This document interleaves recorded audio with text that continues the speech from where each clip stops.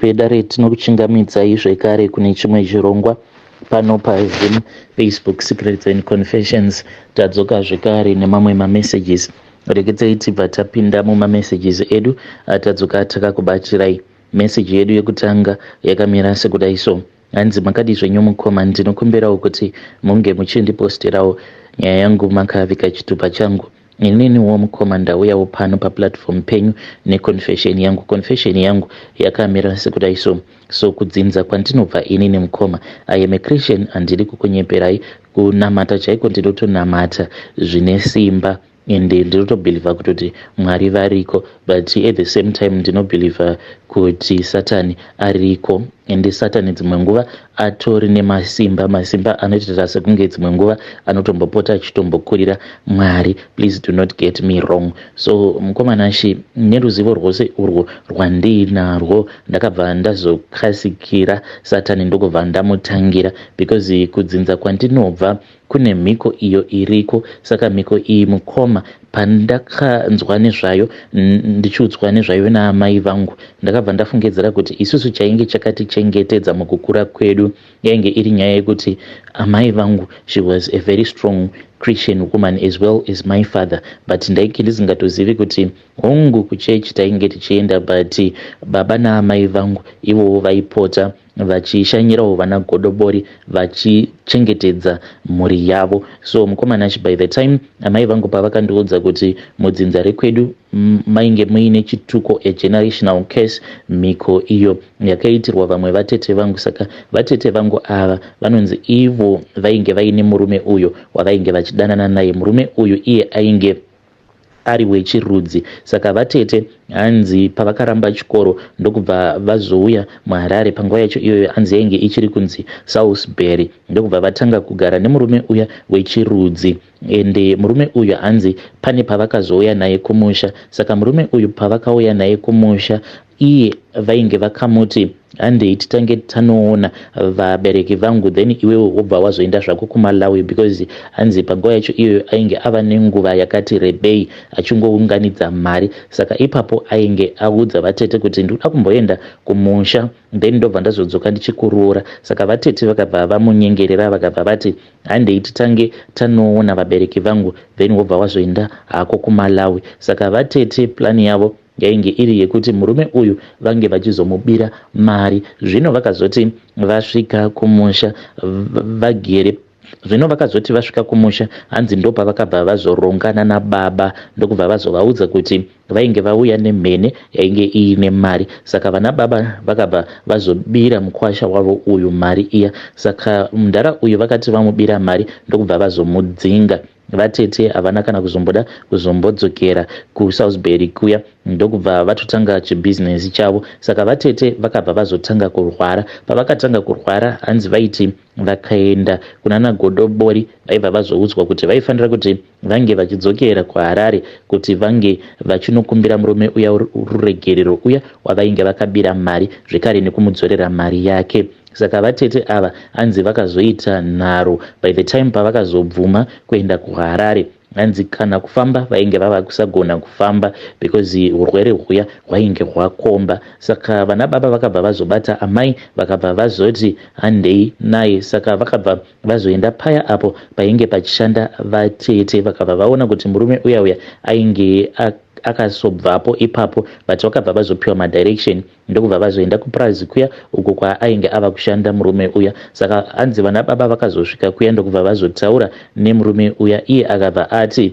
ainge asina mari yaainge akambobiwa, uye iye akabva azoti ainge asina kana mari yaainge akambobirwa, uye ainge asingatovazivi vana baba vangu. So vana baba vakabva vazomukumbira ruregerero, because iye akabva ati munhu wenyu uyu wamuri kuti ari kurwara haasati atanga kurwara, kana ava kurwara manje muchazodzoka naye muchindikumbira ruregerero. Saka vatete hanzi by the time pavakazodzwa kumusha vainge vava kutopenga. Vatete vakazonosvika pakunofa vachinopenga. Ndozvinoitika kudzinza rekwedu. Wose anenge arwara, including my own father, pavakarwara vakabva vazotanga kupenga. Kudzinza rekwedu tinotoziva kuti kana munhu akarwara akasapenga, munhu iyeye mazuva ake ekurarama anenge asati akwana, asi uyo anenge arwara obva azotanga kupenga, munhu iye anenge ava pedo nekufa. Samai ndobva vakatiudza nyaya yacho iyoyo, vakati pose apa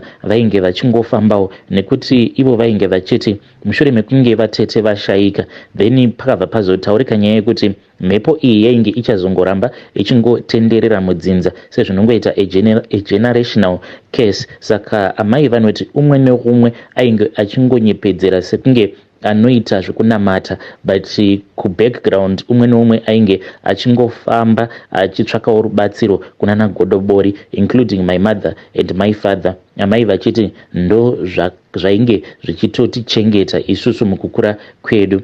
Saka amai vedu vakabva vazotitora ndokubva vazoenda nesu kunana godobori, then zvinhu izvi tinotongozviita in secret pasina kana anombozviziva kuti ndo zvatinoita.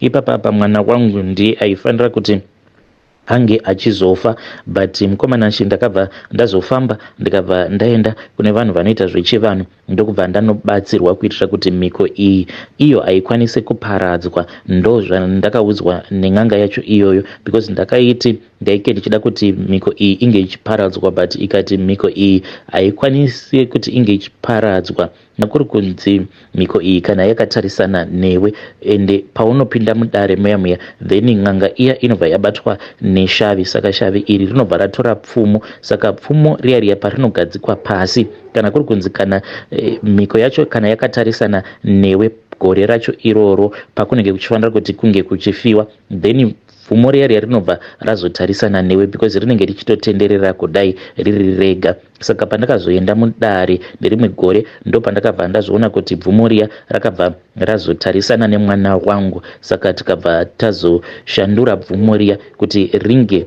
richizotarisana nemwana wecousin brother yangu. Saka ari kutopenga mwana iye wecousin brother yangu nekuti ndakamutangira, ende kana kuri kunzi ukatangirwa unenge watotangirwa, kesi yacho haitomborina reverse.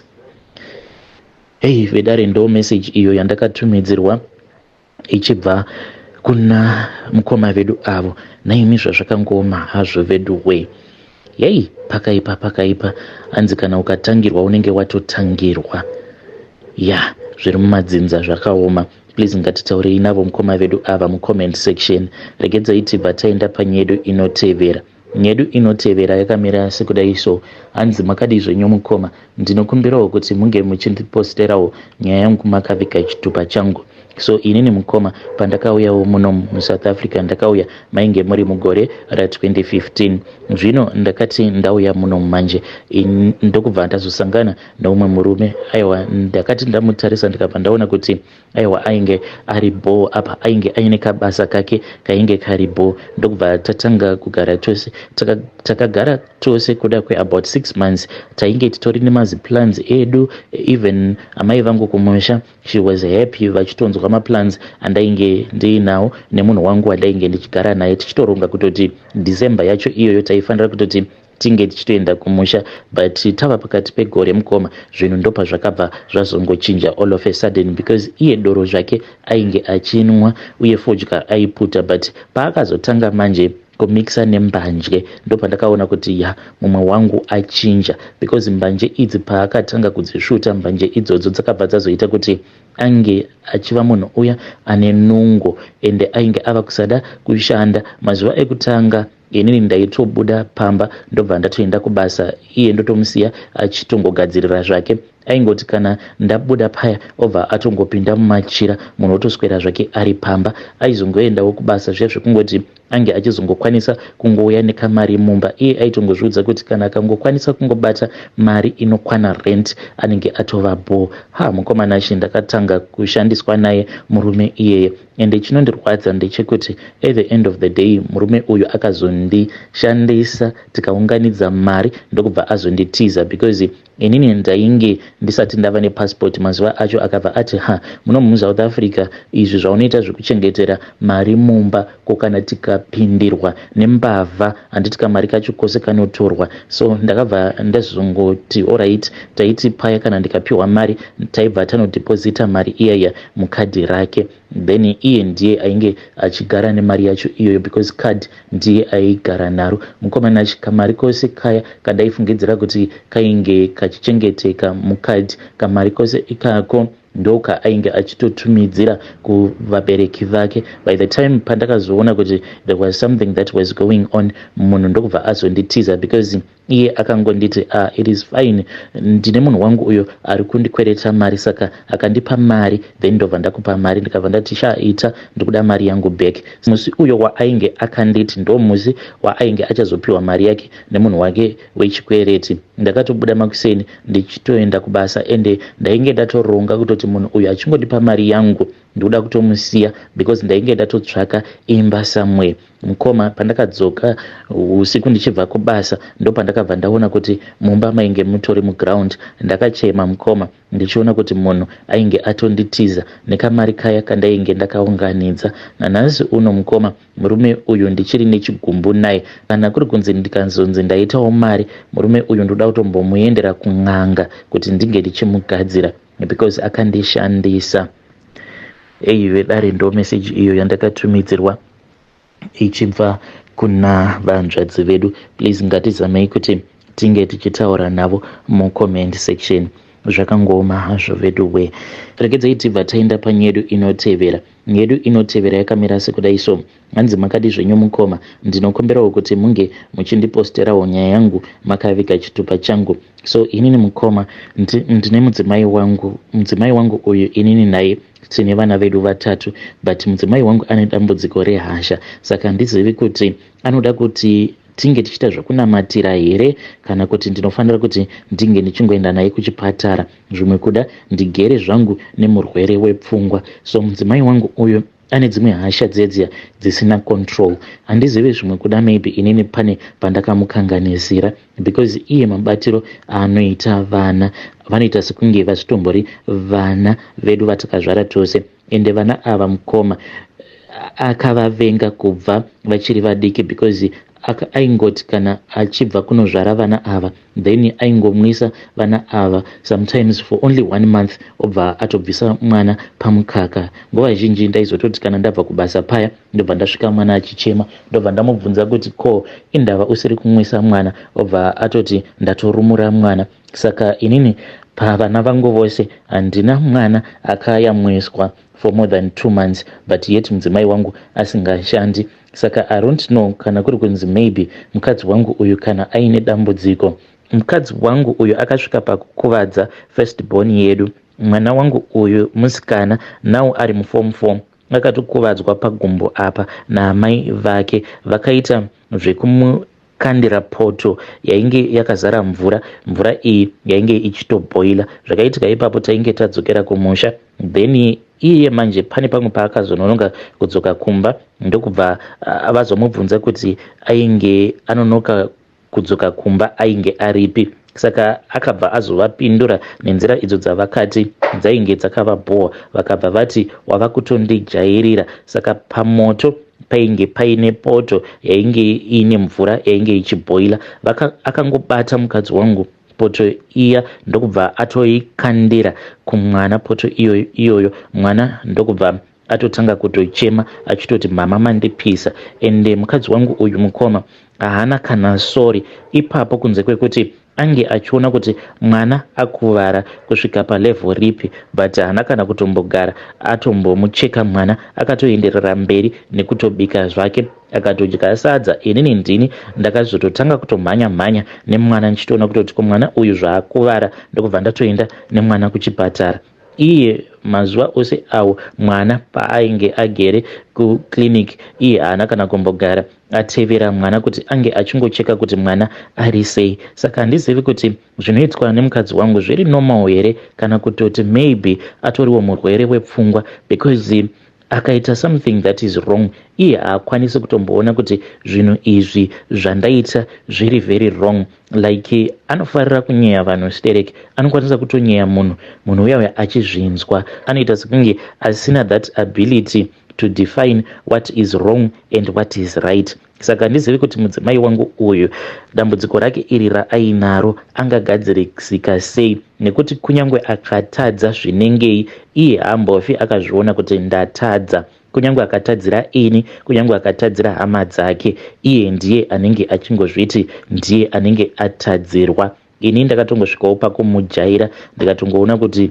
ndozvaatongori, ndozvaari. Hei vedare ndo message iyo yandakatumidzirwa ichibva kuna mukoma vedu.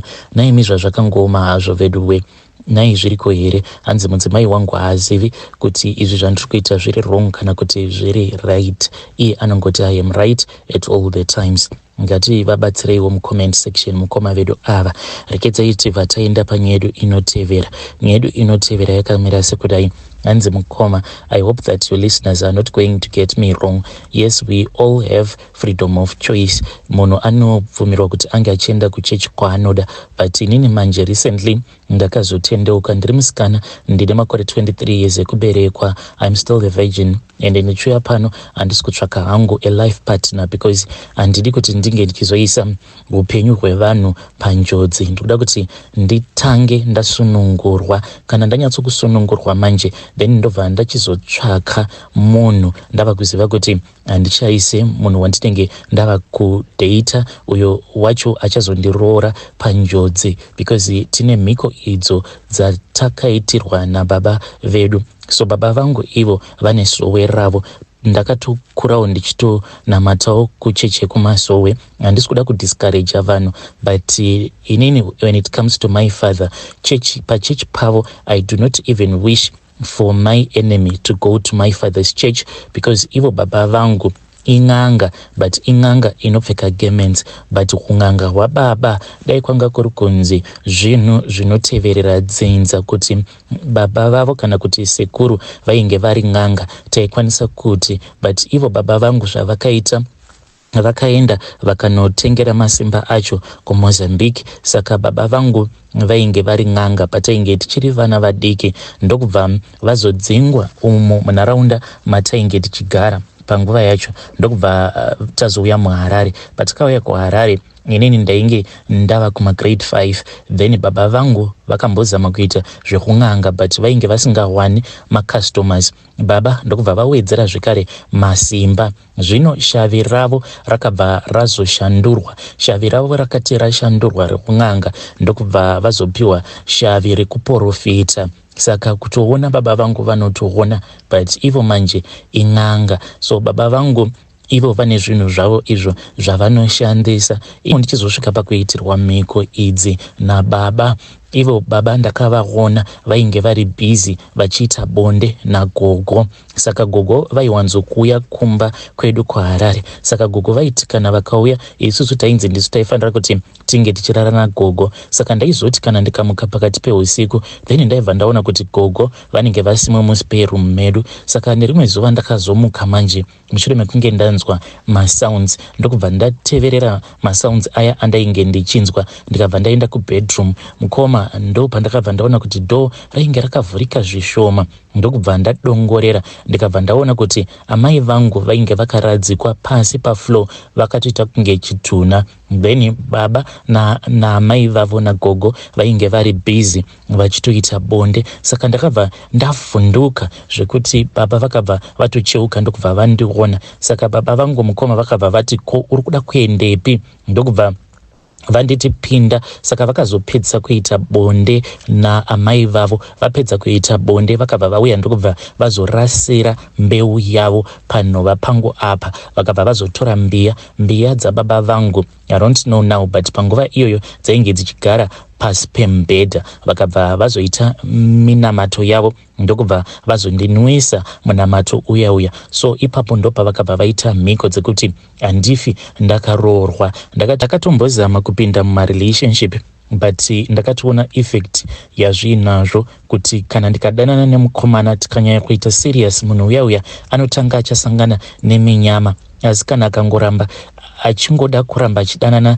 neni, iye anobva azoti anorota baba vangu vakabata demo vachimuudza kuti siyana nemwana wangu. Saka ndine boyfriend yangu 1 uyo akafa, ende achizonofa akandiudza kuti ainge anetsana nababa vangu kuhope, saka mukuzonorwa ndokubva azotemwa nedemo nababa mumusoro, ende mukomana uyu akazofa achitemwa nemusoro zvekuti vainge vachitomisa maice block. Vaitora maice block then vobva vamusungirira dhuku mumusoro vakazadza maice blocks, because aigara achingoti musoro wangu unopisa, ndinonzwa sekunge ndinenge ndichitemwa mumusoro nedemo.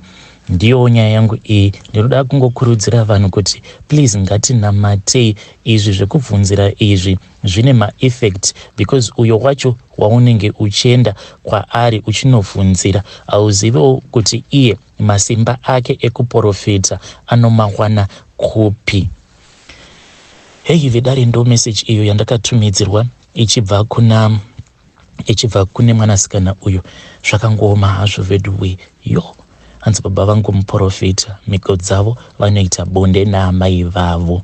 Strange things do happen in this world. Apa unochitoenda ikoko kwamadzibaba uchiti madzibaba vanoona. Hey, zvakangoma hazvo veduwe.